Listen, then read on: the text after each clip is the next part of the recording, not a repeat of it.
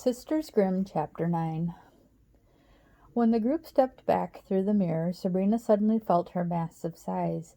Being a 7-foot-tall, 1,200-pound grizzly bear made the regular-sized room feel much smaller. "I'll never get through the doorway," Sabrina worried. "You won't have to," Jack said as he stepped through the reflection.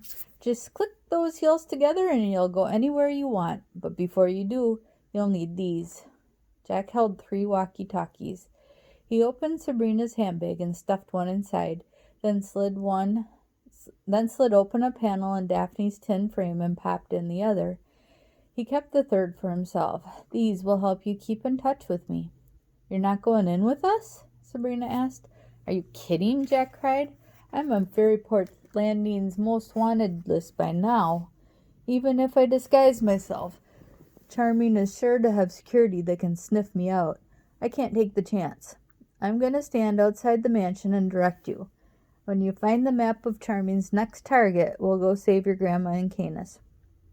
"Okay," Sabrina said, looking down at the slippers on her huge furry feet. "I just clicked them together?" she asked, feeling ridiculous. "3 times," Daphne cheerfully reminded her. "There's no place like Charming's mansion." Jack nodded in agreement. Daphne put her hand on Sabrina's arm and held on tightly.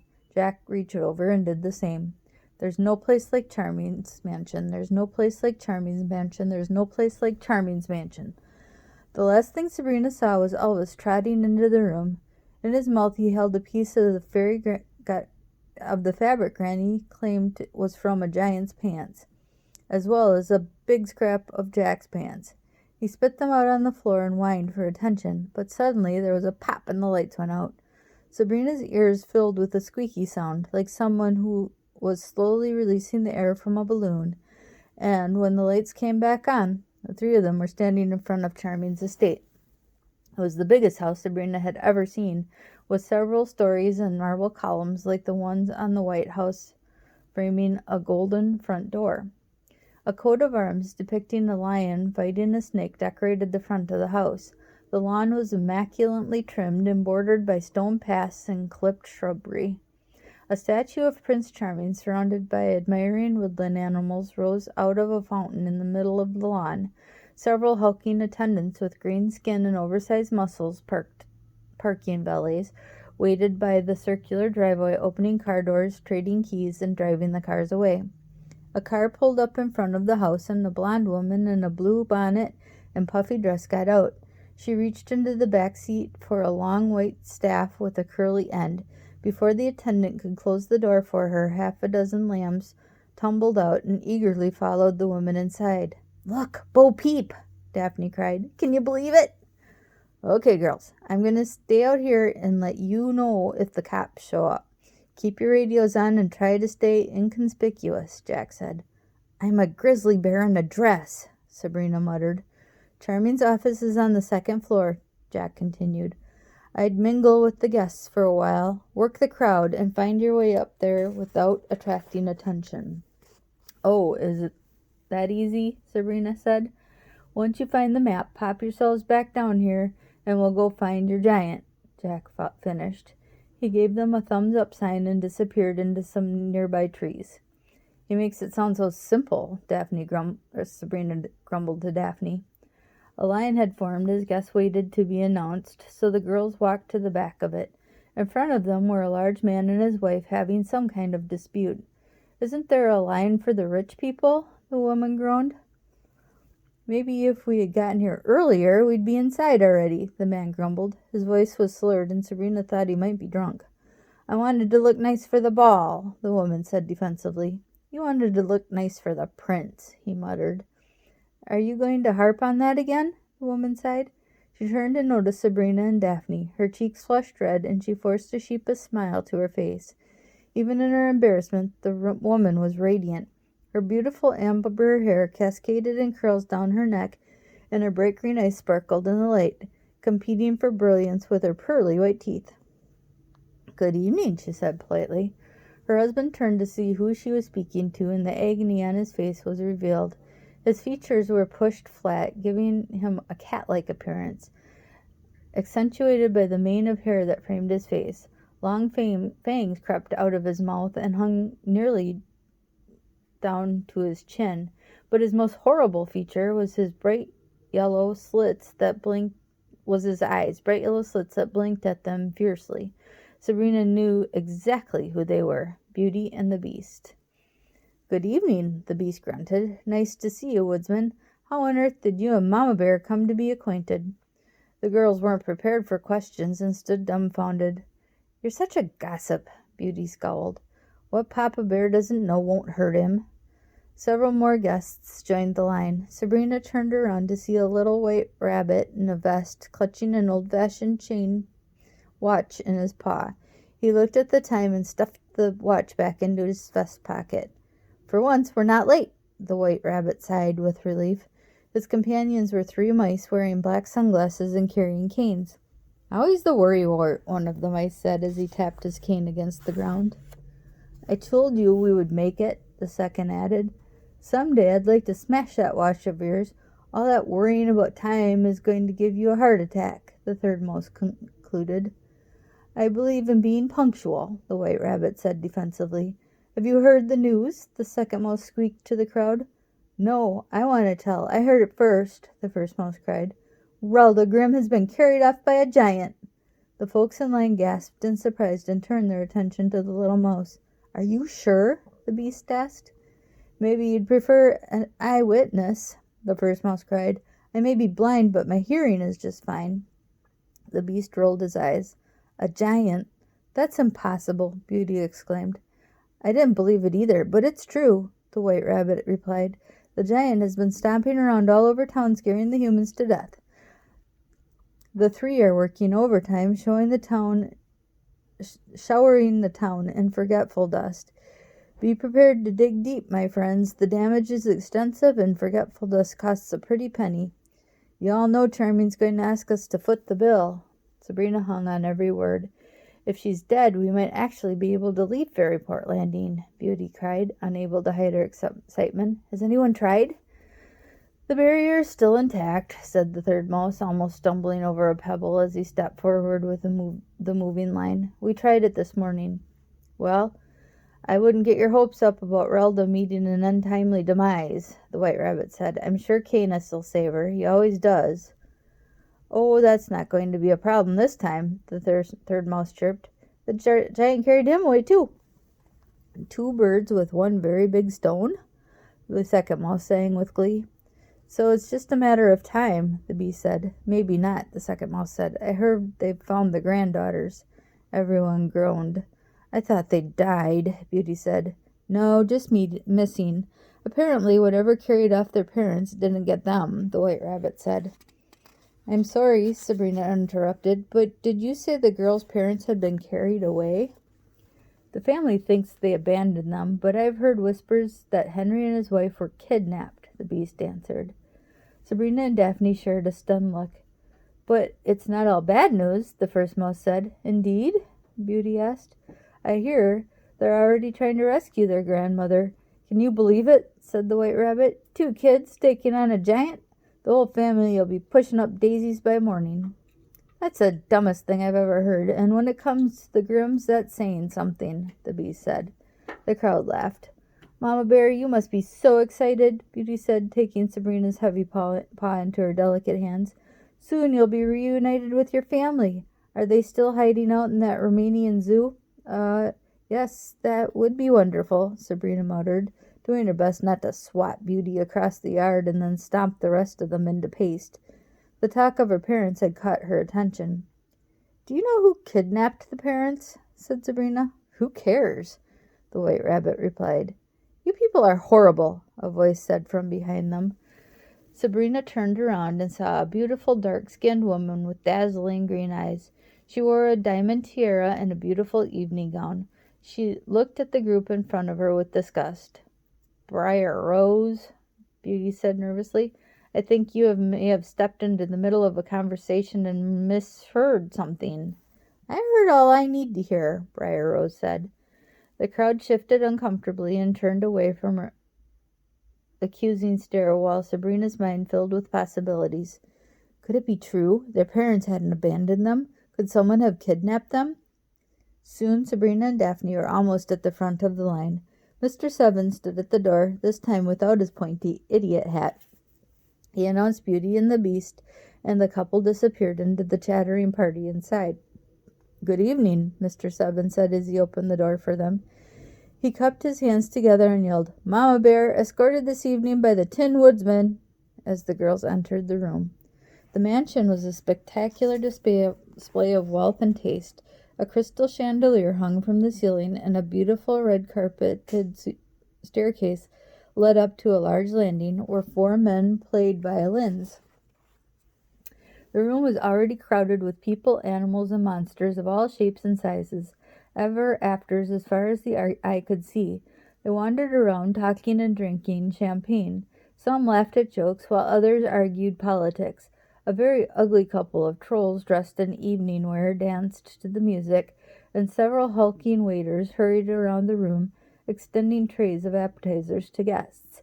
No one seemed to be bothered that there were ogres and winged people hobnobbing with talking animals, so Sabrina's worries that people would notice a man made of metal and a bear in a polka-dotted dress quickly dissolved. "Sabrina, all of the ever-afters wish we were dead," Daphne said. Sabrina looked around the room. Every fairy tale creature she had ever read about seemed to be here. Cinderella and her fairy godmother, the Mad Hatter, Mowgli and the Baloo, even Geppetto was off in a corner chatting with Ali Baba.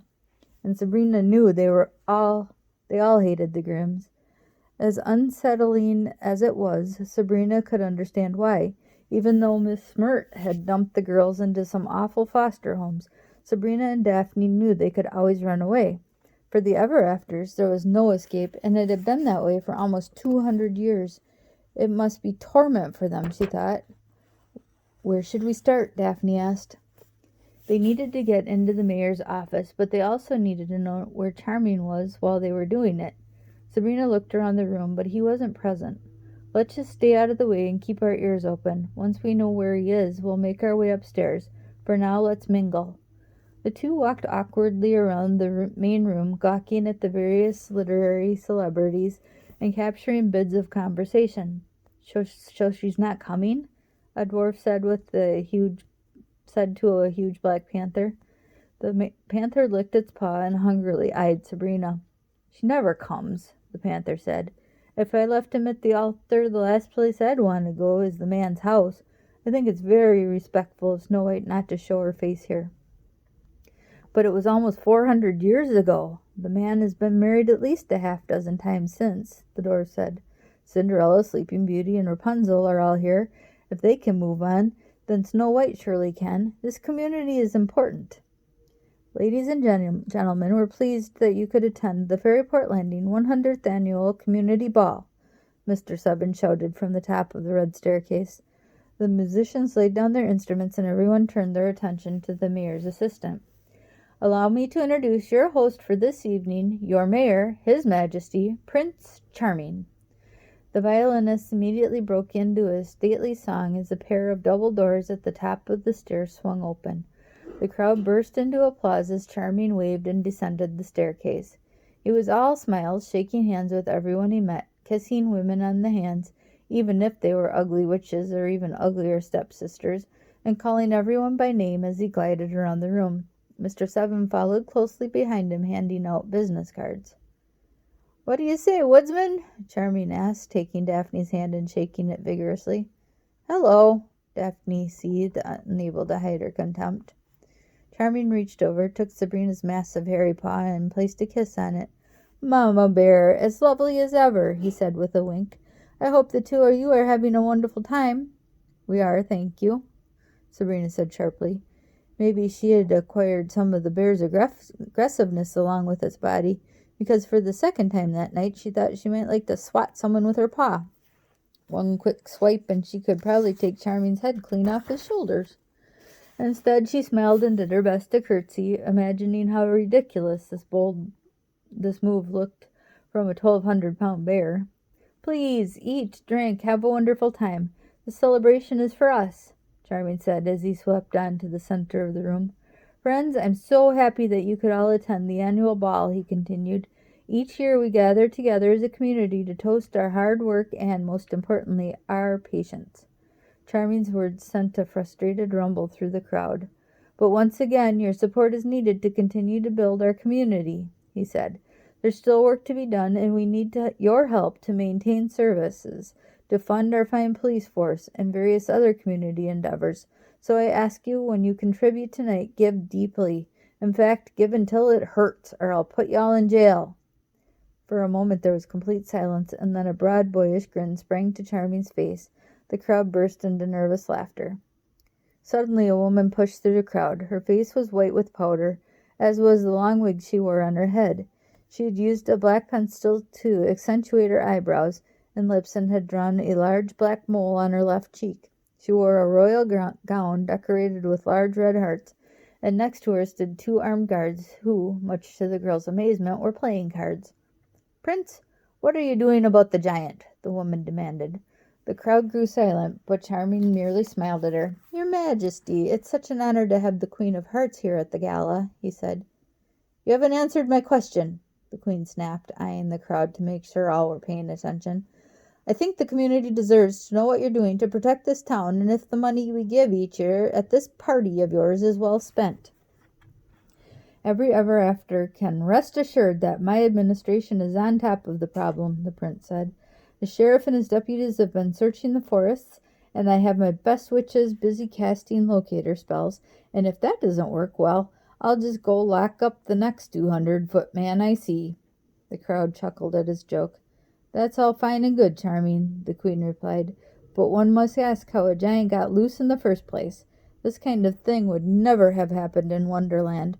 When I was ruler, people knew better than to try such shenanigans. You have to be firm with the criminal element." Some of the crowd muttered in agreement, but Charming only smiled wider. "Well, Queen, let's not go losing our heads over this," he said. The crowd roared with laughter, causing the Queen of Hearts to turn red with rage. "It's just one giant, and I've heard a rumor that you are actually controlling this giant," Sabrina said, hardly believing the words came from her mouth. "Mama Bear, I never pegged you for a gossip," the prince replied. "Did this nasty little rumor you heard carry more information? For instance, why I would want a giant smashing up the town?" "So you could buy the land back cheap and rebuild your kingdom," Sabrina replied. Charming's face turned pale. "Nonsense," he muttered. "What if the Grimms hear of this?" said the Queen of Hearts. "Relda is already aware of it. The giants carried her off," the prince informed her. The crowd roared in shock. "Relda Grimm is in the hands of a giant?" the queen cried. "As is Mr. Canis," Charming added. The crowd was silent, and then a spattering of applause broke out. Many of the ever-afters shook hands and patted each other on the back, while others looked worried and upset. "Canis will finally get what's coming to him," a troll cheered. "Take that back," Daphne screamed. Sabrina tried to punch her to be quiet, but her paws slid off her sister's tin body. "People, unfortunately this celebration is turning into a town hall meeting," Charming called above the noise. "If you have any further concerns, I want you to know that my door is always open, between the hours of 8 and 8:15 every morning. Please call for an appointment. For now, let's dance, drink, be merry, and most of all, be ourselves, free of the disguises we all wear to fit into the pathetic, boring little town. The night is young, and by the grace of magic, so are we."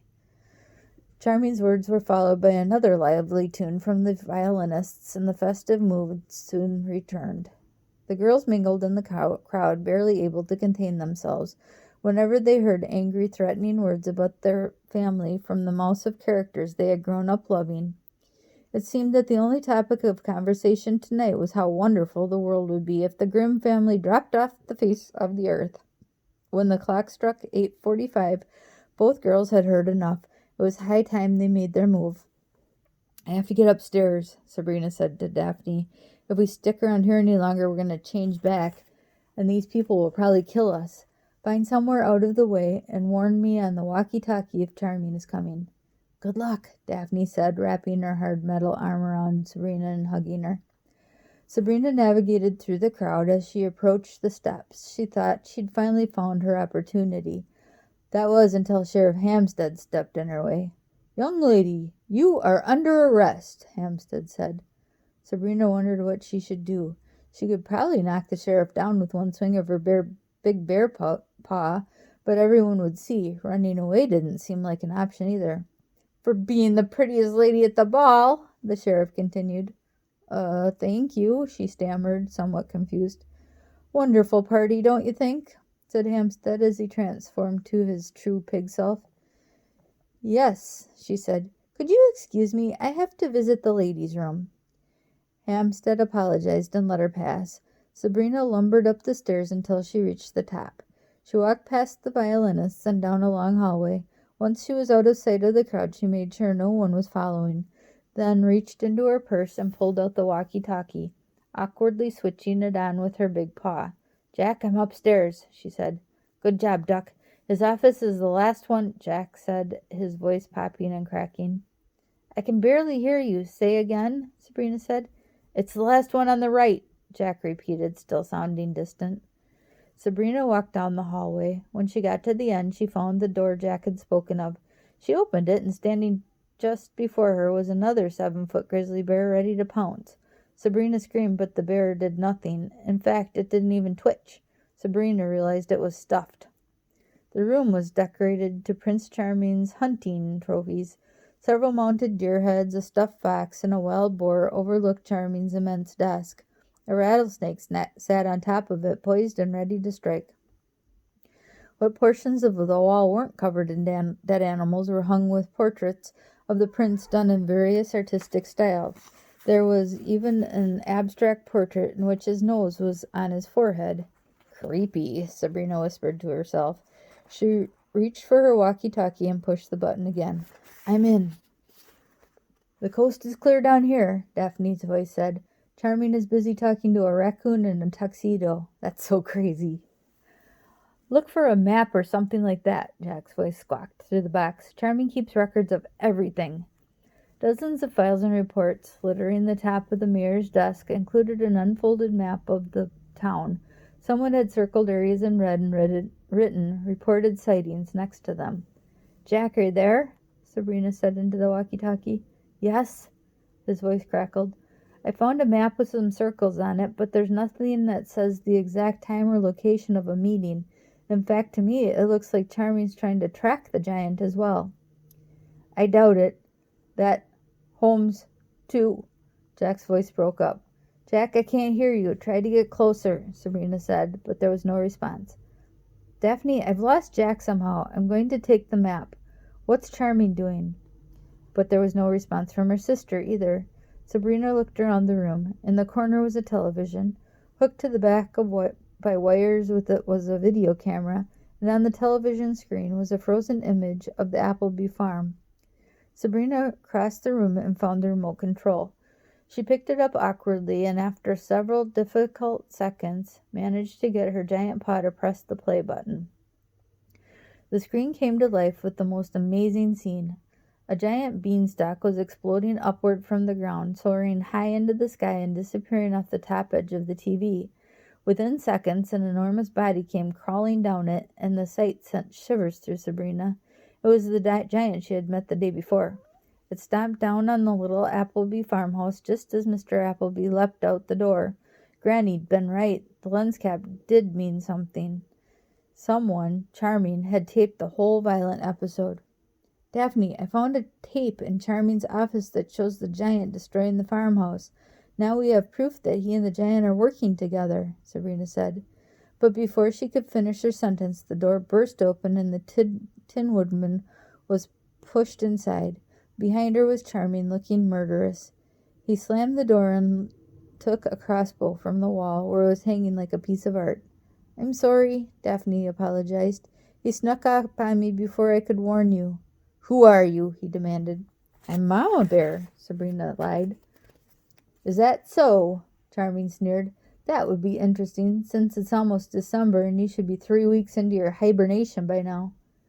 "I didn't want to miss such a lovely party," Sabrina stammered. Next to the door sat a quill of arrows. Charming selected one, inserted it into the crossbow, and pulled the bowstring back. Then he aimed it at Sabrina's heart. "I'm going to give you until the count of 5 to tell me who you are, or your head's going to join the others on the wall," he threatened coolly. that ends chapter 9, and we'll see you tomorrow for chapter 10.